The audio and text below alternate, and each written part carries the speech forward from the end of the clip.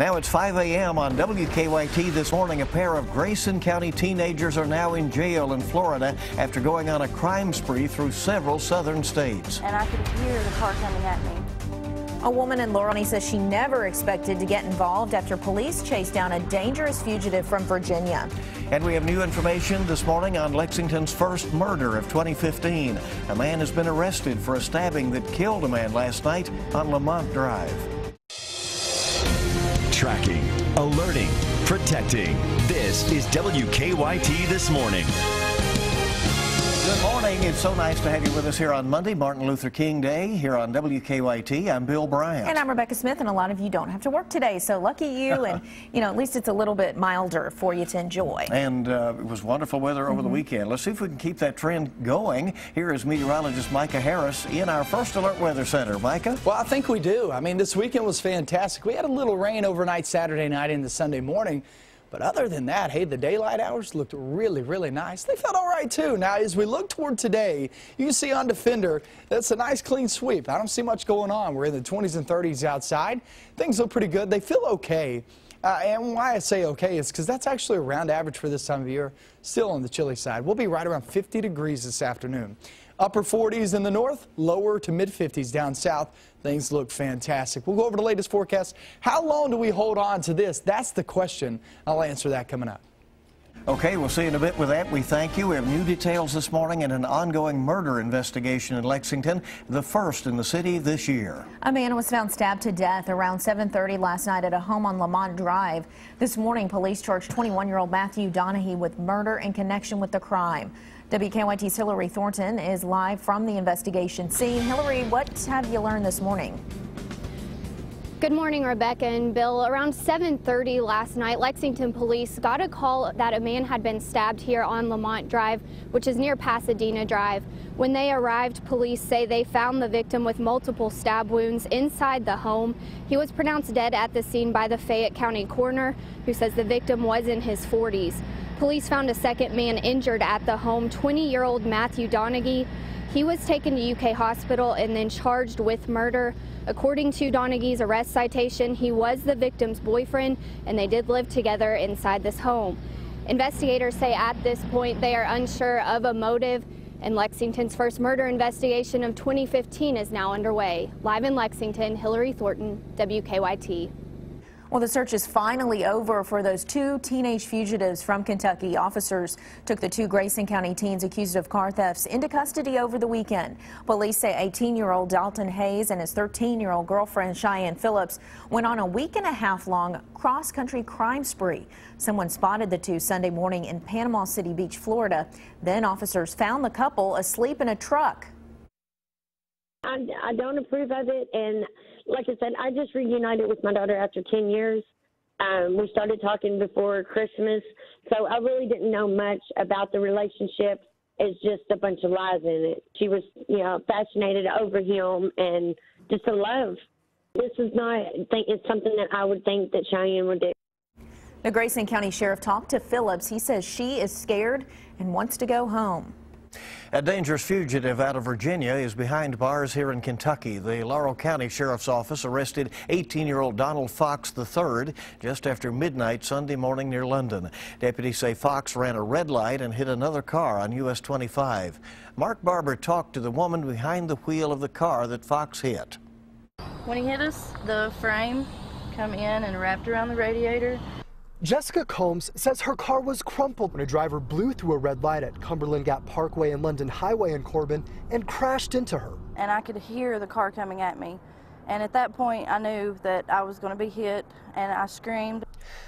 Deputies say Donald Fox III, a fugitive wanted in Shenandoah County, Virginia for car thefts, was under the influence when he slammed into the car carrying 4 people. Gilbert Achardo, the Laurel County Public Affairs officer, says after the accident, the 18-year-old kept driving north on US 25 until his stolen car broke down. A constable was the first on the scene to locate the suspect vehicle. The constable got out of his vehicle when he saw the suspect flee around a building outside and tried to chase him down on foot. Well, the suspect circled the building, jumped in the constable's police vehicle and headed north on 25 at speeds of about 100 miles an hour. Deputies say before Fox reached London, he made a U-turn and flew back to Corbin, weaving in and out of traffic at speeds of up to 128 miles per hour. Investigators say at one point he tried to run over a deputy who shot out a tire on the stolen police cruiser. Investigators tell us the chase ended right where it started, when officers finally managed to stop Fox.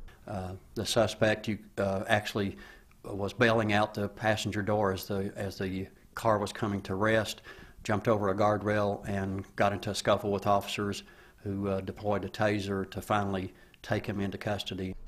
Combs says even though she's bandaged and bruised, she's grateful she survived the close call.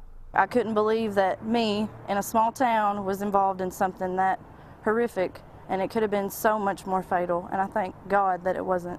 In Laurel County, Mark Barber, WKYT. Mark, thank you. And deputies tell us Fox is being treated at UK Hospital for a collapsed lung. We're told he was probably hurt during that first crash. Fox is facing a long list of charges, including the attempted murder of a police officer. A California man has been convicted of duping 200 people out of millions of dollars through a phony oil well investment scheme in Kentucky. A jury found John G. Weston Jr. guilty of nearly 30 charges of mail fraud. Each charge carries a maximum 20-year term. According to our news partners at the Herald Leader, the scheme involved interests in oil wells in southern Kentucky and lasted for about 2 years until August of last year. State police investigating the handling of 2 of the Fleming County School District's financial accounts. The Ledger Independent reports the superintendent told police the accounts had some discrepancies that warranted more review. School district leaders are not saying what accounts are being investigated at this point. Financial problems have plagued them since an audit in 2013 uncovered discrepancies in accounting. A Frankfort woman is helping those less fortunate bundle up for winter. A very good deed being done here. Carrie Williams uses social media to encourage crafters to use their talents to help keep the homeless warm. She and others leave scarves on Frankfort's Singing Bridge. They attach notes to each scarf, inviting whoever finds them to use them. It gives them a feeling that people are caring about it. And I think as you're making the scarf, it also makes you aware that you can do something, and it gives you a good feeling too. Carrie wants to put scarves in other places around town as well, so good for her. A very meaningful thing being done there. It is. I'm going to have some fun. Mike, I was asking, what is that noise? That is the Singing Bridge. That's what it does. Oh. It sings. It's porous, and so when you go across it, it makes that sound. All right, it's 5:07 on WKYT this morning. Learn something new every day, Bill. Yeah. What can I say? All right, let's see what's happening on the roads this morning. Take a look outside right now, and it is mostly quiet. This is the downtown area, Broadway and High Street.